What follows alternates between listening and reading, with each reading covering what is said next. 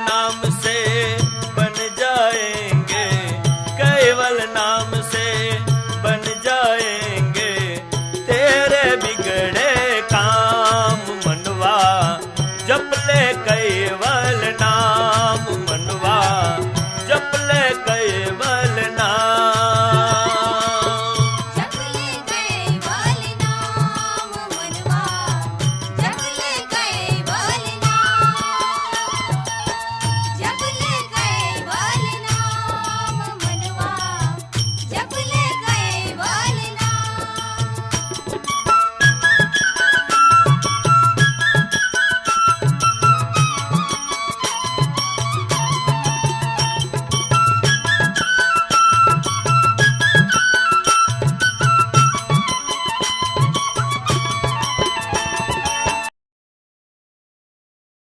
आचार्य महाराज की जय। श्री सब संतन की जय। श्री सब देवन की जय। श्री ज्ञान संप्रदाय की जय। श्री गुरुगादी सारसापुरी की जय। श्री कैवल धाम की तथा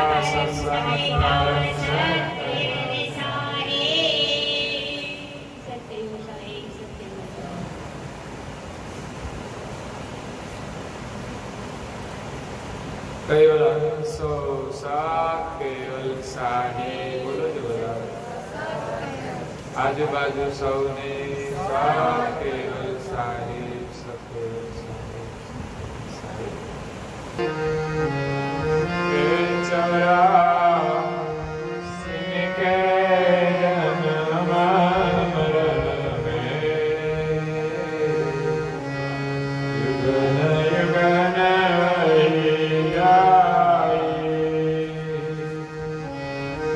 ऐसी कष्ट सोपन से मिलो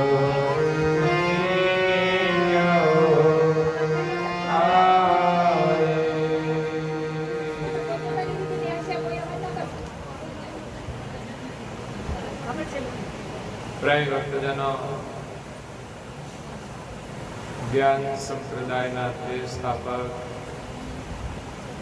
અનંત બ્રહ્માંડાધીશ વિશ્વ નિયંતા સકર્તા સર્જનહારના પરમ વિશેષ અંશ અનંત અંશોના તારણહાર પરમ મોક્ષના દાતા કૈવલ ધર્મ ધ્રંધર महान समर्थ परम श्रेष्ठ परम विभूतिवान परम दयालु परम कृपानिधि सर्वज्ञ दिव्य परम गुरु श्रीमद करुणा सागर महाराज जगतना जीवोનું પરમ કલ્યાણ કરવા માટે જગતના જીવોને જન્મ મરણના ત્રાસમાંથી છોડાવવા માટે અકળ વિભૂતિનો અતિ દિવ્ય મનુષ્ય દેહ ધારણ કરી આ વિશ્વની અંદર પ્રગટ થયા છે। જગ બંધન અતિ જન કો તન મન કિએ બિહાર મહા વિકટ પડી કાળમાં પ્રગટે ચિંતયા। આ જગતની અંદર મોટામાં મોટું જે બંધન છે, જે બંધનની અંદર જગતના જીવોના તન અને મન બેહાલ થઈ ગયા છે અને એવા મહાદુઃખમાંથી મુક્ત કરવા માટે મહા વિકટ કળીકાળની અંદર દિવ્ય પરમ ગુરુનું પ્રાગટ્ય થયું છે। મહા વિકટ કળીકાળ ચાલે છે। કળિયુગ પ્રારંભ થયો એને 5123 વર્ષ વીતી ગયા છે। આજથી 249 વર્ષ પૂર્વે પરમ ગુરુજીનું પ્રાગટ્ય થયું। એ સમય પણ મહા વિકટ કળીકાળનો હતો। આપણને એમ થાય 50 વર્ષ પહેલા બહુ કળિયુગ નહોતો, હમણાં જ આવ્યો છે એવું લાગે છે।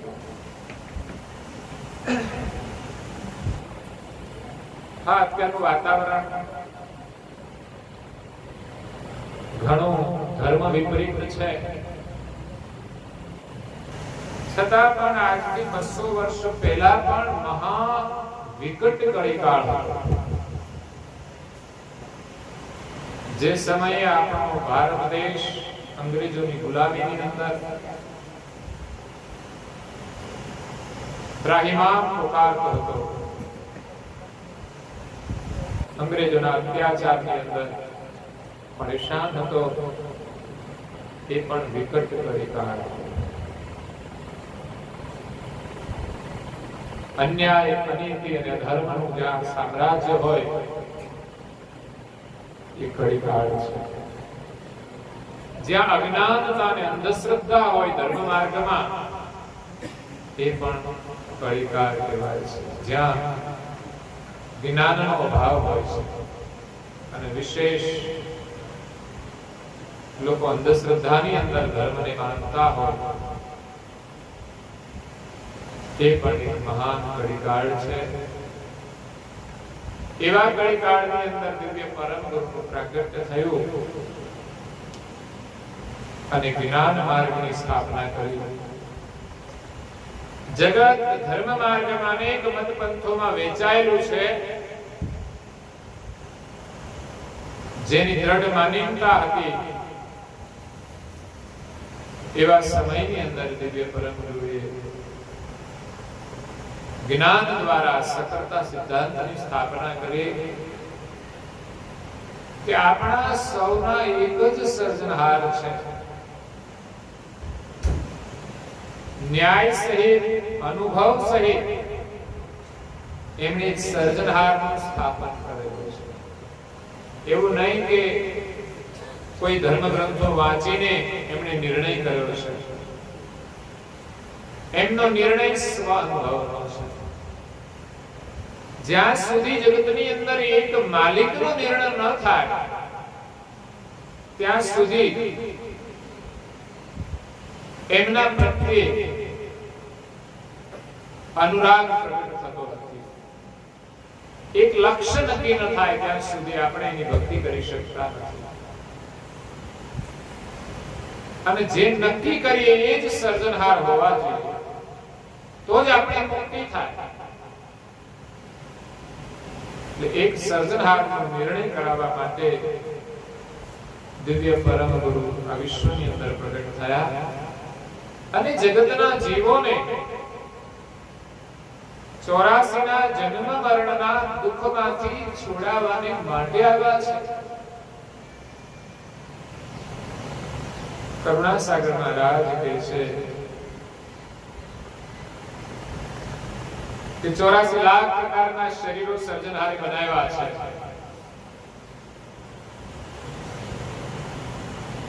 શા માટે બનાવ્યા હશે?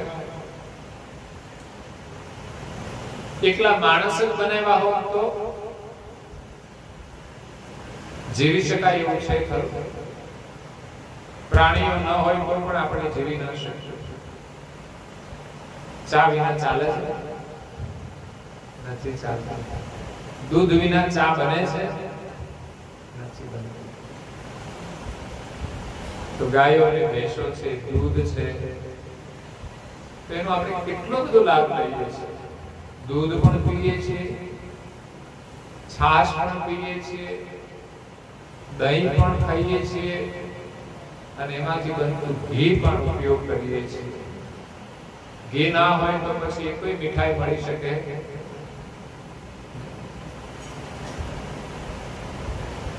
એટલે પ્રાણીઓની પણ જરૂર છે, એ વનસ્પતિની પણ જરૂર છે.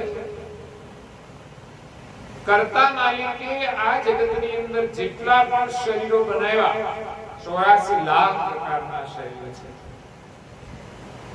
એમાંથી એક પણ પ્રકારનું શરીર બિન ઉપયોગી બનાવ્યું નથી. જો કે આપણી બુદ્ધિથી વિચાર કરીએ તો ઘણું બિનજરૂરી લાગે. આપણને જે શાક ના ભાવે એમ લાગે કે આ ભગવાને ખોટું બનાવ્યું.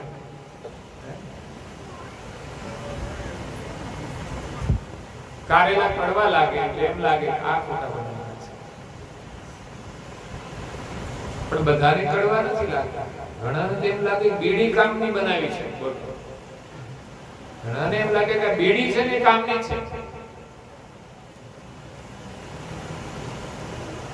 એમને કઈ બીડી તમે કેમ પીવો છો? કે ભગવાન બનાવી શા માટે? તારા માટે જ બનાવી છે. એને ખબર હતી તારા જેવા આવશે, એને બીડીની બહુ જરૂર પડશે. બીડી ભગવાને નથી બનાવી, બીડી માણસે બનાવી છે. તંબાકુ ભગવાને બનાવી છે, કારણ કે ખેતરમાં પાકે છે. પણ એ માણસને ખાવા માટે જ બનાવી છે એવું પણ નથી. ઘણી વનસ્પતિઓ છે, બધી જ ઔષધ માટે વપરાય છે. ઘણી વનસ્પતિઓ છે જે મનુષ્યના આહાર માટે વપરાય છે. ઘણી વનસ્પતિ પ્રાણીના આહાર માટે વપરાય છે. પક્ષીઓ પણ ખાતા હશે કશું, એ પણ કોઈ ઝાડના ફળ ખાતા હશે. ટૂંકમાં દરેક પ્રકારની વનસ્પતિ કોઈને કોઈને ઉપયોગ માટે બનાવી છે. એવું નહીં કે બધું જ મનુષ્ય માટે બનાવ્યું છે.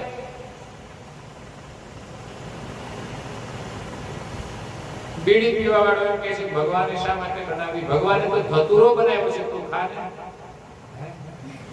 એ નથી ખાતા. પણ જેનો જ્યાં ઉપયોગ હોય ત્યાં એનો ઉપયોગ કરવો જોઈએ અને થવો જોઈએ. આપણા માટે શું બનાવ્યું છે એ વિચારવું જોઈએ. આપણા ઋષિમુનિએ એનું સંશોધન કરી, એનો અનુભવ કરીને આપણને શાસ્ત્રો બનાવી અને જ્ઞાન આપ્યું છે કે મનુષ્ય શું ખાવું જોઈએ. વનસ્પતિની અંદર પણ આપણે જે સત્વગુણ પ્રધાન છે વનસ્પતિનું સેવન કરવું જોઈએ. શાકાહારનું સેવન કરવું જોઈએ. પરંતુ આજે તો મનુષ્ય માંસાહારનું પણ સેવન કરે છે. આનું નામ છે કળિયુગ. માણસ શરાબનું સેવન કરે છે, એનું નામ છે કળિયુગ.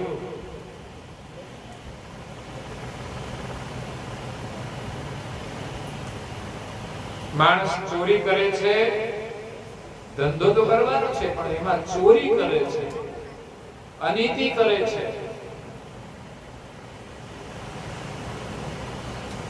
એનું નામ છે કળિયુગ.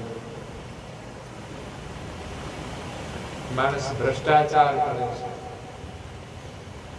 દુરાચાર કરે છે, વ્યભિચાર કરે છે. એનું નામ છે કળિયુગ. ફેશન ઉપર પ્રતિબંધ નથી, પરંતુ ફેશનના કારણે જો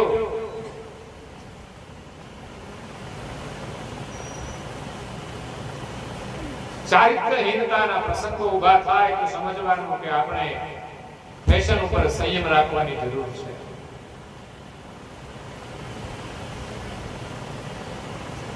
ફેશન એવી હોવી જોઈએ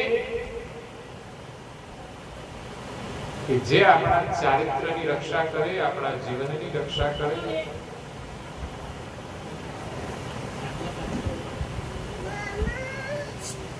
એટલે આવા વિકટ કળી કાળની અંદર દિવ્ય પરમ ગુરુનું પ્રાગટ્ય થયું છે. 84 લાખ પ્રકારના શરીરો સર્જનહારે બનાવ્યા છે.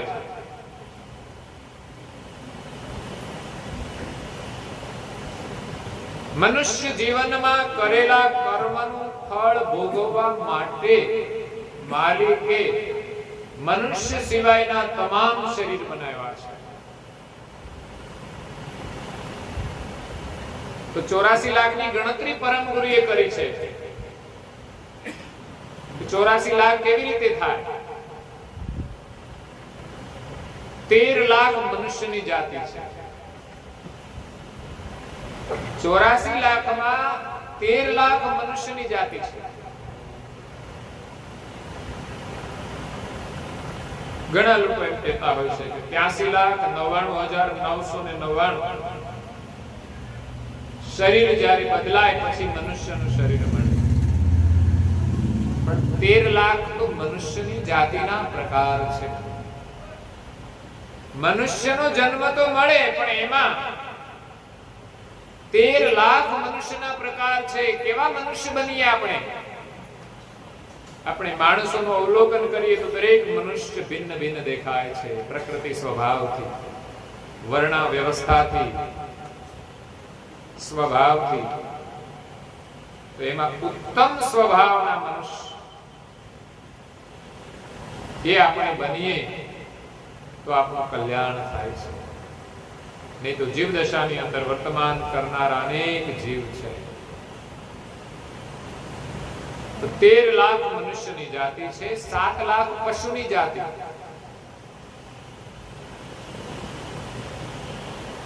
થયા કેટલા? 13 ને 7 20 લાખ. 10 લાખ કીટ જાતિ,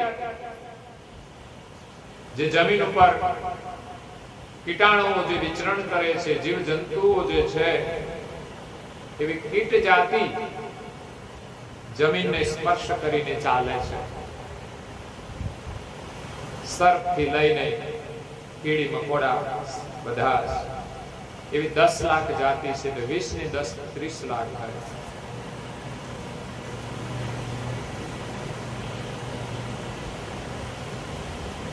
બાવીસ લાખ જળચર જાતિ છે. જળની અંદર રહેનારી 22 લાખ જાતિ છે.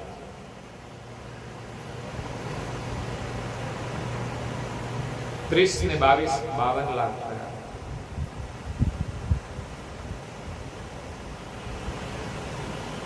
ચૌદ લાખ પક્ષીની જાતિ છે.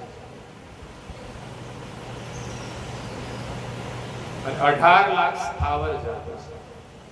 તો 52 ને 18 70 અને 14 લાખ પક્ષી, 80 ને 4 84 લાખ શરીર થાય છે. સર્જનહારે સૌપ્રથમ પંચભૂત ઉત્પન્ન કર્યા. પૃથ્વી, જળ, અગ્નિ, વાયુ ને આકાશ. આ પંચ તત્વના આધાર પર આખા વિશ્વનું સર્જન કર્યું છે. બીજા સૂક્ષ્મ તત્વો ઘણા છે, પણ આપણે સમજી શકીએ એવા 5 તત્વ: પૃથ્વી, જળ, અગ્નિ, વાયુ અને આકાશ. તો સૌપ્રથમ આકાશ થયું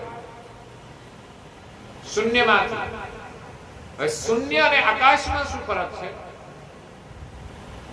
તો કે આકાશ તત્વની શબ્દ માત્રા છે.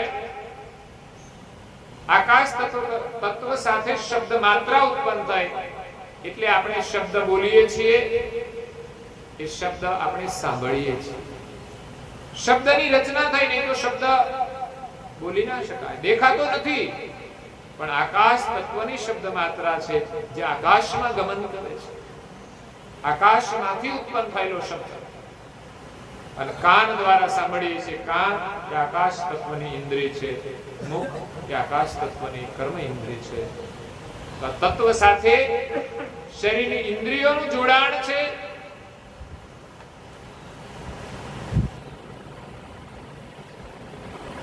તો આકાશ તત્વ એની ઓળખ શબ્દ માત્રા છે, ઓલાણું છે. જ્યારે જે શબ્દ શૂન્યની અંદર ગમન કરતો નથી, જ્યાં શૂન્યાવકાશ છે, એની અંદર આપણે શબ્દ સાંભળી શકતા નથી, શબ્દ બોલી શકતા નથી. આકાશ તત્વ જ્યાં વિદ્યમાન હોય એની અંદર શબ્દ ગમન કરી શકે, શબ્દ વ્યવહાર થઈ શકે. શૂન્યની અંદર શબ્દનો વ્યવહાર થતો નથી. પછી આકાશમાંથી પવન તત્વ થયું, તો શબ્દએ જે ગતિ કરી, હું બોલું છું ને તમારા સુધી આવે છે, ગતિ કરવાનું કામ પવન તત્વનું છે. પવન તત્વ ન હોય તો અહીંથી શબ્દ તમારા સુધી આવી શકે નહીં. આ છે વિજ્ઞાન.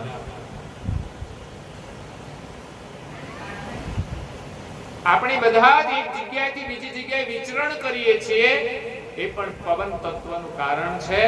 નહીં તો આપણાથી ગતિ કરી શકાય નહીં. ગતિ કરવાનું કામ પવન તત્વ. પવન તત્વની સ્પર્શ માત્રા છે. પવનની ઓળખ સ્પર્શથી થાય છે. પવન આવે, આપણી ચામડીને અડે તો આપણને ખબર પડે પવન આવ્યો. તો ચામડી એ પવન તત્વની ઇન્દ્રિય છે. પગ એ પવન તત્વની ઇન્દ્રિય છે, ગમન કરે છે.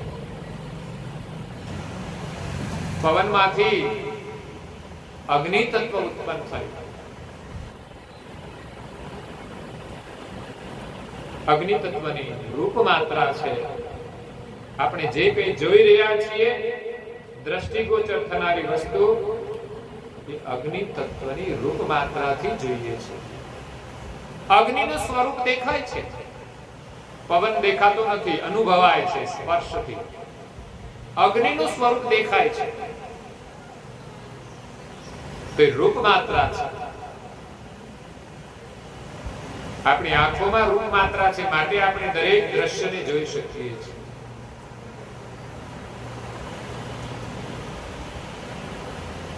અગ્નિમાંથી ઉત્પન્ન થયું જળ તત્વ, જળની રસ માત્રા છે, એટલે આપણે બધા સ્વાદનો અનુભવ કરી શકીએ છીએ. જો જળ તત્વની રસ માત્રા ન હોય તો આપણને સ્વાદનો અનુભવ થતો નથી. અને રસ જળમાંથી ઉત્પન્ન થયું પૃથ્વી તત્વ, જે પૃથ્વી તત્વની ગંધ માત્રા છે. આપણને જે સુગંધી આવે છે એ પૃથ્વી તત્વની છે. પૃથ્વી તત્વ ન હોય તો આપણને ગંધ આવતી નથી. પૃથ્વી તત્વ વિના કોઈ વસ્તુ પણ બની શકતી નથી. ઘાટ જે બંધાય છે પૃથ્વી તત્વથી, એની અંદર જળ તત્વ પણ સમાયેલું હોય છે. એકલા પૃથ્વી તત્વથી ઘાટ બંધાતો નથી. એની અંદર અગ્નિ તત્વ પણ હોય છે, જે પરિપક્વતાનું કામ કરે છે. એની અંદર વાયુ તત્વ પણ હોય છે, જે શરીરની અંદર ચેતના પહોંચાડવાનું કામ કરે છે. અને આકાશ તત્વ એ પોલ છે, પોલની પણ જરૂર છે. અવકાશ ન હોય તો શરીરની અંદર રહેલા જે અવયવો છે કામ કરી શકતા નથી, હલનચલન કરી શકતા નથી. પોલ બધે જ જરૂરી છે. એ પ્રકારે માલિકે 5 તત્વો બનાવ્યા. એ 5 તત્વોના આધારે એમણે 84 લાખ પ્રકારના શરીર બનાવ્યા, જેમાં પૃથ્વી તત્વ પ્રધાન છે 6 ભાગ, અને 4 તત્વ બીજા 4 એક ભાગ, 4 તત્વો 10 ભાગ મળીને જે શરીરો બનાવ્યા એ પૃથ્વીના આધારે ચાલે છે. એમાં કોણ આવે? 13 લાખ મનુષ્ય, 7 લાખ પશુ અને 10 લાખ કીટ જાતિ.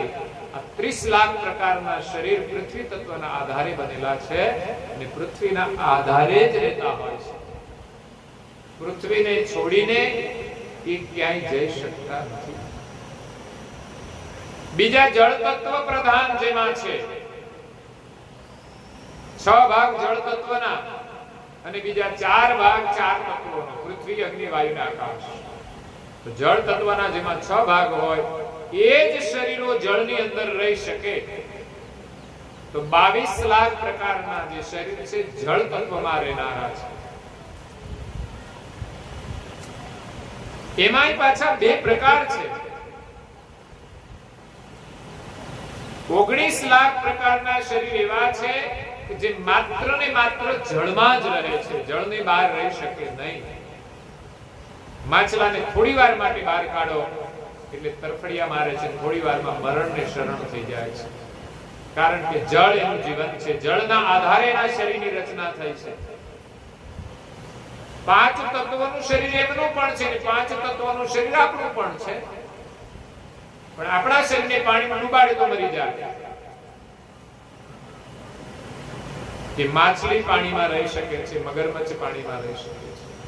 એને બહાર કાઢવામાં આવે તો મરી જાય છે. આ ભેદ છે. એની અંદર શરીરમાં જે રચના થઈ છે એમાં 6 તત્વ, 6 ભાગ જળ તત્વના મૂકેલા છે. પછી આવે અગ્નિ તત્વ.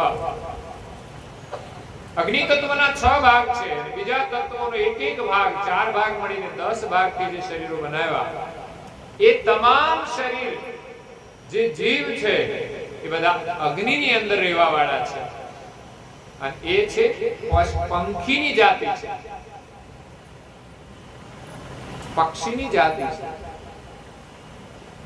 એના ત્રણ ભેદ છે. અગ્નિમાં રહેવા વાળા છે,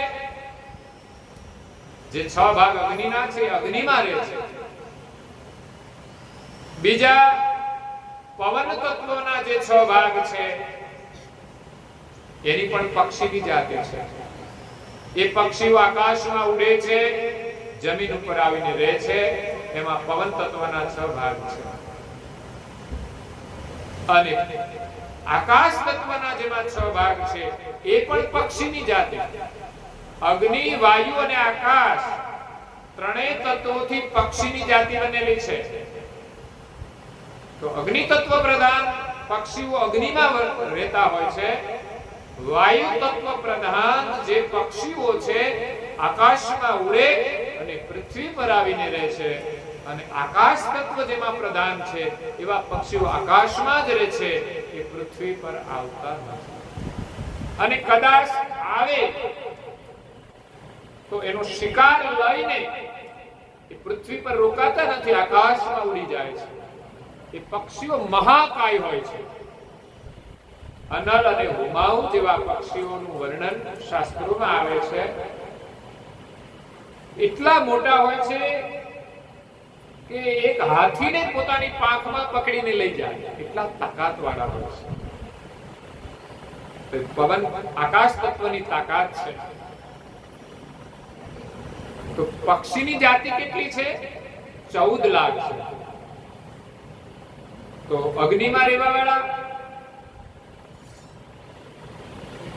આકાશની અંદર વિચરણ કરનારા અને પૃથ્વી પર રહેનારા અને સદાય આકાશમાં રહેનારા. તો 9 લાખ પક્ષી એવા છે કે જે આકાશમાં ઉડે અને જમીન પર વિરામ લેતા હોય છે, ઝાડ ઉપર વિરામ લેતા હોય છે. જમીનના આધારે જે કોઈ વસ્તુ હોય એના ઉપર આવીને નિવાસ કરે છે. તો એ તો આપણે બધા જોઈએ છે. પક્ષીઓ 9 લાખ જાતિ છે. 3 લાખ જાતિ એવી છે કે જે અગ્નિની અંદર વિચરણ કરે છે. 9 ને 3 12. અને 2 લાખ જાતિ એવી છે જે માત્ર ને માત્ર આકાશમાં જ રહે છે. આપણે તો એક જાતિ જોઈ નથી હતી આકાશમાં રહેનારી. એવી તો આકાશમાં 2 લાખ જાતિ વિચરણ કરે છે. અગ્નિની અંદર 3 લાખ જાતિ વિચરણ કરે છે. અને 9 લાખ જાતિ આપણી દ્રષ્ટિમાં જે આપણે જોઈએ છે પક્ષીઓ, કાગડા, કબૂતર, કાબર, કોયલ, એ બધા જ, ચકલી, મોર, પોપટ, ઢેલ, થોડા ઘણા નામ આપણને આવડે, હજારે ના થાય આપણી પાસે. આવા તો 9 લાખ પક્ષીઓ છે. જો કે આપણે પ્રાણી સંગ્રહાલયમાં જઈએ તો જુદા જુદા પક્ષીઓ જોવા મળે છે. જાહેરમાં ઓછા જોવા મળે. અને દરેક દેશમાં પણ ભિન્ન ભિન્ન પક્ષીઓ હોય છે. ભિન્ન ભિન્ન વૃક્ષો પણ હોય છે. હવે બાકી રહ્યા વૃક્ષો. 18 લાખ વૃક્ષની જે જાતિ છે એની અંદર પૃથ્વી તત્વના 8 ભાગ મૂકેલા છે. મનુષ્યમાં, પ્રાણીમાં અને કીટની અંદર 6 ભાગ હતા. એની જગ્યાએ વનસ્પતિની અંદર 8 ભાગ પૃથ્વી તત્વના અને બીજા જે 4 તત્વો રહ્યા એનો અડધો ભાગ લીધો એટલે 2 ભાગ થયા. એ મળીને કુલ 10 ભાગ થયા. એ પ્રમાણે વનસ્પતિ જાતિની રચના કરી છે. વનસ્પતિમાં પણ 5 જાતિ છે. એક તત્વનો ભેદ છે એમાં. વૃક્ષ જાતિ, જે મોટા મોટા વટ વૃક્ષ બને, વડ, લીમડો આપણે જોઈએ છે, જે આપણને છાયા આપે, એ વનસ્પતિ છે. સપ્તપદી. બીજી છે તૃણ જાતિ, તરણા જેને ઘાસ કહેવાય. ત્રીજી છે પાંદડી જાતિ, જેને પાંદડા લાગે. ઘાસ ને પાંદડા ના હોય, તરણા જેવું ઘાસ હોય જેમાં સળિયો જ હોય. જ્યારે પાંદડી જાતિ જે વનસ્પતિને માત્ર પાંદડા લાગતા હોય, મગફળી જેને પાંદડા લાગે છે. આપણે જુવાર બાજરી વાવીએ છીએ એમાં પણ પાંદડા હોય છે. વૃક્ષ તરણ પનડી, પછી વેલી જાતિ ચોથી.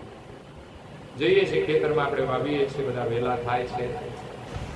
કઈ વનસ્પતિ માલિક એવી બનાવી કે વેલી જાતિ?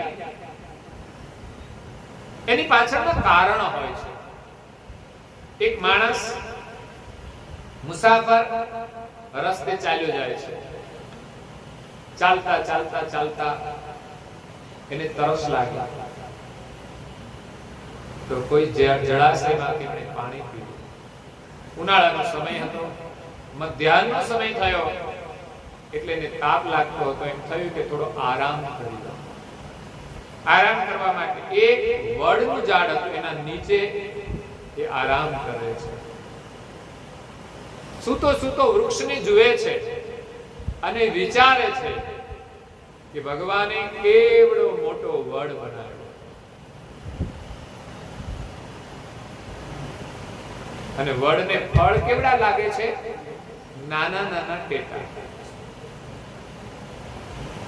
રસ્તામાં એમણે ખેતરની અંદર વેલા જોયા. વેલાની અંદર મોટા મોટા તરબૂચ, તુંબડા, જે વજનવાળા વૃક્ષ, જે ફળ હોય એ વેલામાં લાગતા હોય છે. તો એને જોઈને એના મનમાં એમ થયું કે ભગવાને કંઈક ભૂલ કરી હોય એવું લાગે છે કે મોટા ઝાડની અંદર નાના ફળ, અને જે વેલા ઉચકી નથી શકતા એને મોટા મોટા ફળ લાગ્યા છે. પણ થોડી વારમાં એક ટેટું ઉપરથી નીચે પડ્યું અને એના નાક ઉપર પડ્યું. નાક ઉપર પડ્યું ત્યારે એને વિચાર આવ્યો કે આ જગ્યાએ જો તરબૂચ જેવડું વડને ફળ લાગ્યું હોત તો મારા નાકનું શું થાત? ત્યારે એને સમજાય કે ના, ભગવાને જે કર્યું છે સારું કર્યું છે. એટલે માલિકે 5 પ્રકારની વનસ્પતિ બનાવી છે: વૃક્ષ, તરણ, પનડી, વેલી, અને 5મી છે જળ જાતિ. જળની અંદર પણ રહેવા વાળી વનસ્પતિ છે. મ્યુઝિયમની અંદર જઈએ તો જોવા મળે કે પાણીની અંદર પણ વનસ્પતિ રહેતી હોય છે. પણ જે વનસ્પતિ પાણીની અંદર રહેતી હોય એ જ રહી શકે, બીજી બધી વનસ્પતિ રહી શકતી નથી, એ બગડી જાય. જેને આપણે કહીએ છીએ કે પાણીની અંદર કોઈ પણ વસ્તુ પોહાય છે, પોગાય છે, કારણ કે જે વનસ્પતિ હવામાં રહેનારી હોય ને પાણીમાં રાખીએ તો પોગાઈ જાય છે, અને પાણીમાં રહેનારી જે વનસ્પતિ છે એને બહાર કાઢો તો બળી જાય તરત, કારણ કે પાણી સતત હોય તો જે જીવી શકે. એના અગ્રભાગે અગ્નિ તત્વ હોય, એ પાણીને લઈને બેલેન્સ કરે છે. પાણી ન મળે તો એ અગ્નિ તત્વના કારણે એ વનસ્પતિ બળી જાય છે. કેટલી અદ્ભુત રચના બનાવી છે. તો 84 લાખ પ્રકારના જે શરીરો બનાવ્યા છે, એમાં મનુષ્યના 13 લાખ શરીરોને બાદ કરતા બાકીના જે શરીર રહ્યા, કેટલા રહ્યા?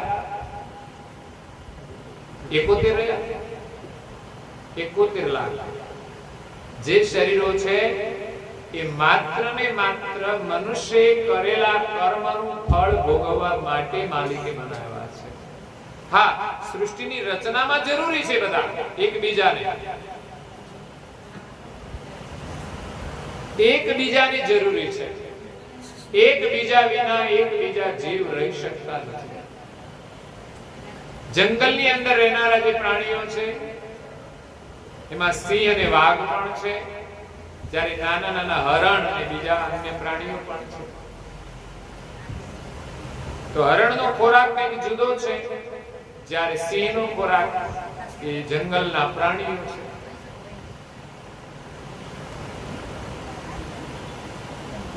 તો દરેક શરીર માલિકે બનાવ્યા છે, એકબીજાને જરૂરી છે. અને કર્મ સિવાય કોઈ કોઈને ખાતું નથી હો. પાછું એનું કર્મ હોય તો જ એનો એ શિકાર કરી શકે, નહીં તો થતો આપણે મનુષ્ય શરીરમાં કોઈની હિંસા કરી એના કર્મના ફળ સ્વરૂપે આપણે પ્રાણીમાં જવું પડે અને જેની હિંસા કરી છે એ પણ પ્રાણી બને, પણ એવા પ્રાણી બને કે જે આપણો આહાર કરી જાય. એમાં જ કોઈ આપણું ગળું પકડવાનું નથી. કર્મ કર્યા હશે તો ભોગવા વિના છૂટકો નથી. 84 માં જવું પડશે.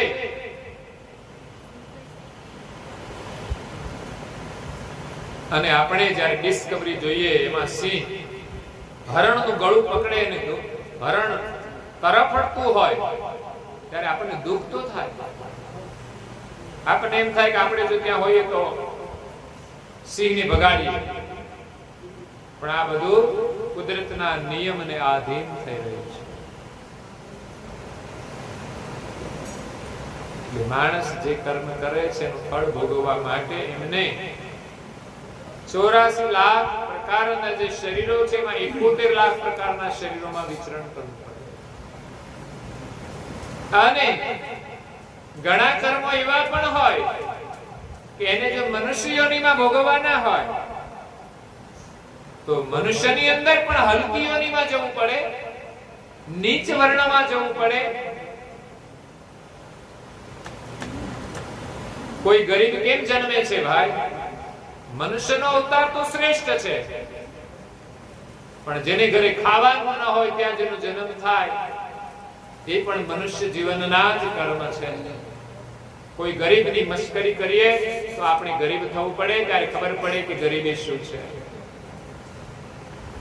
કોઈ પણ કર્મ કરીએ છીએ એનું ફળ ભોગવવા માટે મનુષ્યનું શરીર પણ મળી શકે અને પ્રાણી પશુ પંખીનું શરીર પણ ધારણ કરવું પડે છે. વનસ્પતિનું શરીર પણ ધારણ કરવું પડે છે. માણસ ઇન્દ્રિયોના સુખને સાચા માને છે. ખાવાનું સારું મળે તો આનંદ, જોવાનું ગમે આપણને તો આનંદ, બોલવામાં લોકો આનંદ કરતા હોય છે. જળ પદાર્થોમાં પણ આપણને પ્રીતિ છે.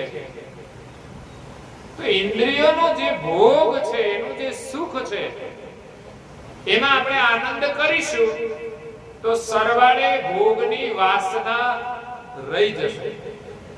ભોગની આસક્તિના કારણે આ જીવને પ્રાણી પશુ પંખીનું શરીર મળે છે. કોઈ છાણના કીડા પણ બને છે. માણસને મિષ્ટાનની અંદર આનંદ આવે છે એમ કીડાને વિષ્ટાની અંદર આનંદ આવે છે. આખર બંનેનો આનંદ ખાવાનો છે. જો ભોગની આસક્તિ રહી ગઈ ખાવાની, પછી ગમે તે ખાઓ. ઘરનું જે ખાવાનું છે એમાંય પણ વધારે પડતી આસક્તિ સારી નથી. ઘરમાં વેચીને ખાવું જોઈએ, વધે તો કોઈને આપવું જોઈએ. પણ આપણે શું કરીએ છીએ? ખાવામાં એટલી આસક્તિ હોય છે કે પાછળ વાળાનો વિચાર નથી કરતા, એમના માટે છે જ. બીજું આપણી પાસે હોય તો આપણે બીજાને આપતા નથી, વાસી કરીને પણ આપણે ખાઈએ છીએ. નહીં તો એમ કહેવાય છે કે વધેલું અન્ન કોઈને પણ ખવડાવવું જોઈએ. માણસ ખાય તો માણસને, અને માણસ ન મળે તો ગરીબ માણસ ન મળે તો પ્રાણીઓને ખવડાવવું. જો એને ખવડાવશો તો તમને તાજું ભોજન કાયમને માટે મળતું રહેશે. કારણ કે વધેલું ભોજન તમે કોઈને ખવડાવ્યું છે, તમારું પુણ્ય છે, માટે તમને તાજું ભોજન મળતું જ રહેશે. પણ આપણે એવું નથી કરતા. કેટલી મોંઘવારી છે. એમાં શાક બનાવીએ, શાક લેવા ગયા હોય એમાં ક્યાંક આપણે અધર્મ કરતા હોઈએ છીએ. શાકભાજી લેવા જઈએ એમાં ભાવ પૂછીએ, એનો ભાવ ઓછો કરીએ, નક્કી કર્યા પછી ત્રાજવે તોળાય અને નમતું આપે પછી પણ વધારાનું એક રીંગણું નાખી દઈએ છીએ. આપણી કેવી નીતિ છે? આ રીંગણાથી શું આપણને મળવાનું હોય? ખરેખર તોલમાં આપે તો પછી કઈ અનીતિ નહીં કરવી જોઈએ, લાલચ નહીં રાખવી જોઈએ. એમને પણ ઘરે છોકરા હોય કે ના હોય? જેટલા ગ્રાહક આવે, 100 ગ્રાહક આવે તો 100 રીંગણા તો ગયા ને. 100 રીંગણા એનો નફો હોય છે. એક એક રીંગણામાં આપણને કોઈ ફરક ન પડે. એ વધારાનું રીંગણું, વધારાનું શાક પડ્યું જ હોય, વધે જ. ખાતા ખાતા એટલું વધે. પણ આપણે કરીએ શું? કાં તો આગ્રહ કરીને કોઈને ખવડાવી દઈએ, એનો કોઈ કરતા કોઈ જ લાભ નથી. કદાચ વધારાનું જેટલું ખાઈએ એટલું શરીરમાં નુકસાન કરે, પણ લાભ તો કઈ જ નથી હોતો. અને કાં તો લોકો એઠવાડમાં પણ ફેંકી દે. આખર તો તમે મફતનું રીંગણું લાવ્યા, કશા કામમાં ના આવ્યું, ઉલટાના આપણે બંધનમાં બંધાયા, ખાઈને પણ દુખી થયા. એ વધારાનું રીંગણું ભાઈ ખવડાવ્યું હોય બેનોએ, કારણ કે લાવ્યા હોય એને ભાવ તો હોય કે આપણે લાવ્યા છીએ, આપણે બનાવ્યું છે, તો ભાઈએ ખાઈ લીધો, પણ એક ચમચો કે લ્યો ને એકાદું વધે છે એટલે ખાઈ જાય. એ ભાઈ ખાઈ જાય અને પછી બપોરે જમ્યા હોય, બપોર પછી પેટમાં દુખવાનું શરૂ થાય. એને ખબર ના પડે કે આ વધારાનું રીંગણું છે ને એ પેટમાં દુખે છે. આ દુખાવા એમ જ નથી આવતા, ગમે ત્યાંથી વધારાનું આવ્યું છે. આજે નહીં દુખે તો કાલે દુખશે. એટલે આપણે જે કંઈ કર્મ કરીએ એનું ફળ આપણે અવશ્ય ભોગવવું પડે છે. ઇન્દ્રિયોની આસક્તિ હોય, સ્વાદમાં આસક્તિ હોય, હા સ્વાદિષ્ટ ભોજન કરો, પણ એમાં એટલી આસક્તિ ન રાખો કે જરૂરથી વધારાનું ખાવું પડે, કે ખાવા માટે ધમાલ કરવી પડે, લડાઈ કરવી પડે. સ્વાદિષ્ટ ભોજન જમો, પણ સંયમ રાખીને જમો.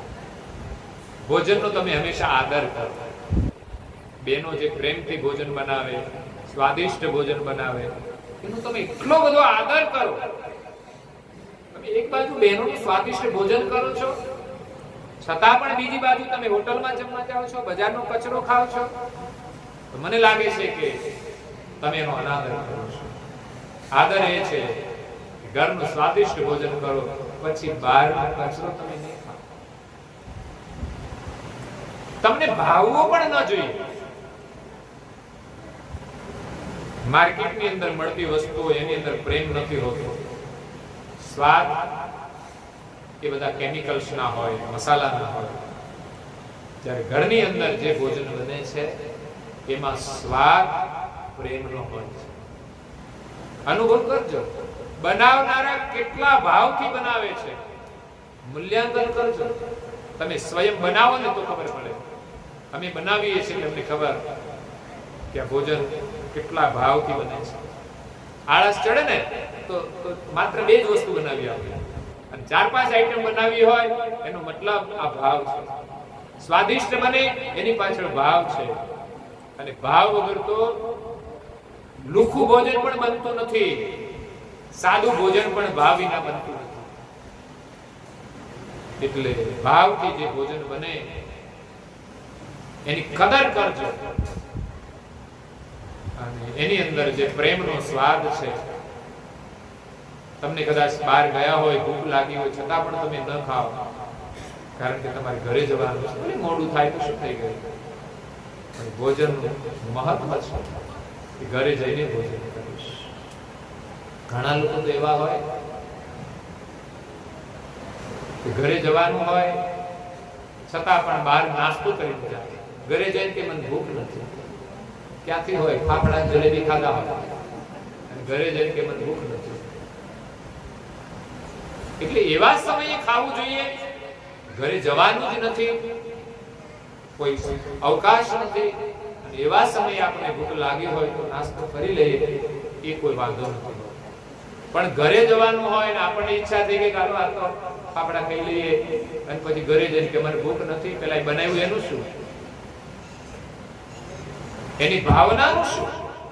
એને બહુ દુઃખ થાય કે આપણે કેટલા પ્રેમથી બનાવ્યું. સવારનું ચિંતન કરતા હોય કે ભાઈને શું ભાવશે એ પણ વિચારે.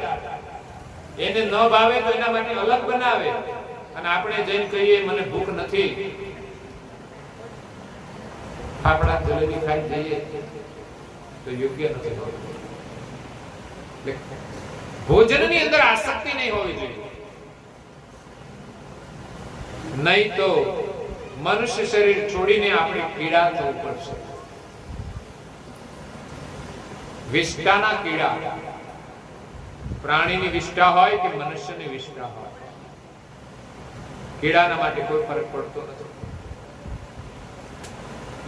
એટલે કર્તા માલિકે જે 84 બનાવી છે એમાં ન જવું હોય તો મનુષ્ય દેહ મળ્યો છે એમાંથી છૂટવા માટે.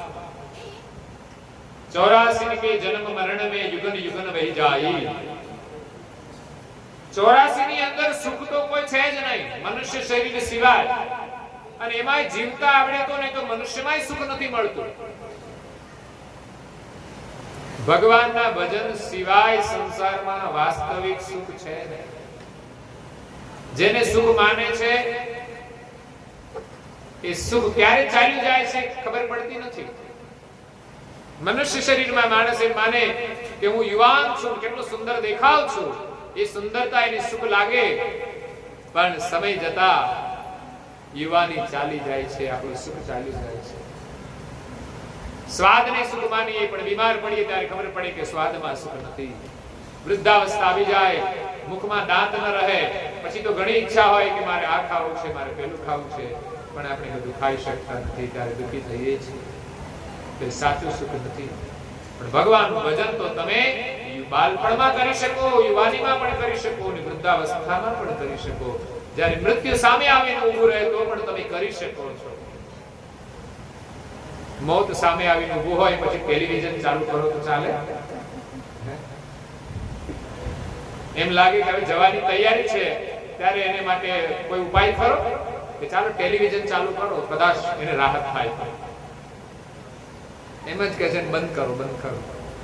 દુનિયામાં જે કઈ સુખ ભોગવું છે ને કોઈ એના માટે કામ નહીં લાગી શકે. પછી તો બધા એમ કહે છે ભગવાનનું નામ લો, ભગવાનનું નામ. સાચું સુખ તો ભગવાનના નામમાં છે, અને એ જ આપણને મૃત્યુના દુઃખમાંથી બચાવી શકે છે. મૃત્યુનું દુઃખ બહુ ભયંકર છે. આવશે ત્યારે ખબર પડશે. ઘણાના મૃત્યુ જોઈએ છે પણ કદાચ